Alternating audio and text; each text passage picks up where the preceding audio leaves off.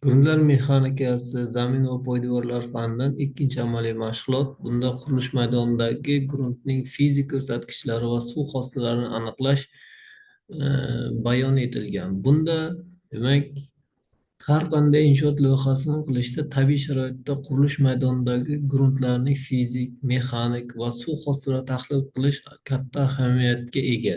Gruntlarning fizik holatini baholashda tajribalar yordamida aniqlangan asosiy va hisoblash topiladigan e, ko'rsatkichlar ishlatiladi. Qattiq zarrachalarning zichligi, skeletining zichligi, namligi asosiy ko'rsatkichlar hisoblanadi. Holatidagi gruntning nam holatdagi gruntning zichligi, grunt g'ovayligi, g'ovaylik koeffitsiyenti, namlanish darajasi va gruntning suvga to'la to'yingan holatdagi zichligi qo'shimcha ko'rsatkichlarga kiradi. Loyihalarni bajarish uchun foydalaniladigan ko'rsatkichlar quyidagi tartibda hisoblab chiqiladi.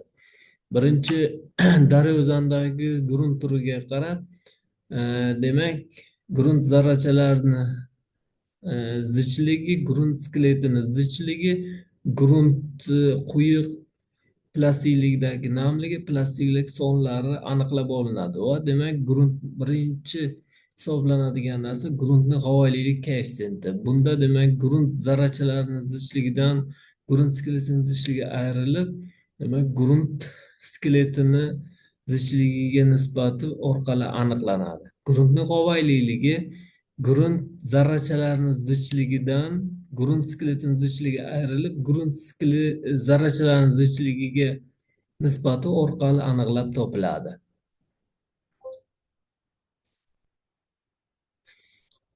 Keyingi qiladigan uchinchi ishimiz gilli gruntlarning konsentratsiya ko'rsatkichi, ya'ni bu oquvchanlik koeffitsiyenti hisoblanadi. Bunda demak tabiiy namligidan quyi plastiklikdagi namligi ayrilib, plastiklik soniga nisbati orqali aniqlab topiladi. Bu yerda WR gruntning quyi plastik chegarasidagi namligi, ER gruntning plastiklik soni bilan belgilanadi.